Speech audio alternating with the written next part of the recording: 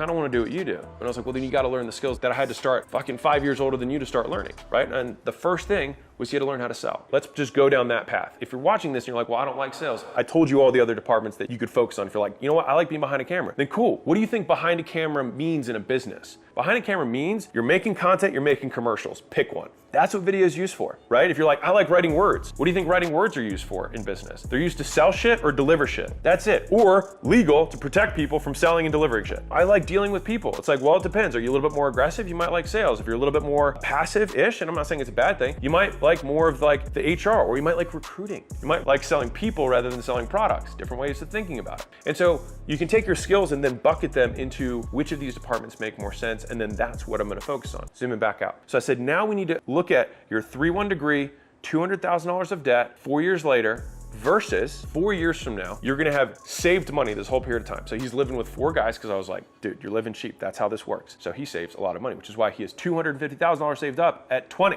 That's not from Alex doing anything. Like, he worked for it. He worked for it and he saved every dollar that he made. And what do you think he's gonna be able to do in 4 years? He's gonna be able to start his own thing with a ton of capital and skills. As we're walking through these 4 years, what do we think happens now? He's like, I really like sales. Now, he happened to have liked sales. The blessing that he got was he had a mentor, which I'll say was me. I could see his personality. I was like, dude, I think you'd do well here. And he did like it, and he did well. But if he was that camera guy and he really liked more of that stuff, or if he was really techie, I would have been like, dude, go start coding. And so all of like, you have this base skill and it's like, where do I want to apply it? If you're like, I don't know, you're never going to know, because how would you know? You know by starting, and then you'll gain context to make the decision later. All you know is the experiences you have. And so all you have to do is just always look around every so often and be like, have I learned everything that I'm going to learn from this branch? And if you've learned everything you're going to learn, then at that point you can make the pivot, right? But if you're like, dude, there's still a lot for me to learn. Do I want to learn that? Is it the direction I want to keep going? I remember when I did my first 2 years of consulting, I looked down the road 25 years and I was like, I don't want that life. This is a hack that I will give you for very big decisions, is that you want to keep thinking on it, keep chewing on it, keep digesting it until you can get into a single statement, which is, for him, 4 years from now, given the cost, which of these 2 paths will give me the most potential for my future? And he was like, well, I think the other one.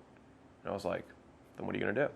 So he decided to drop out, and he ended up going to sales, and he was terrified. In the beginning, he sucked at sales because he had never done it before. Of course he would suck. And of course you will suck too, because you haven't done it.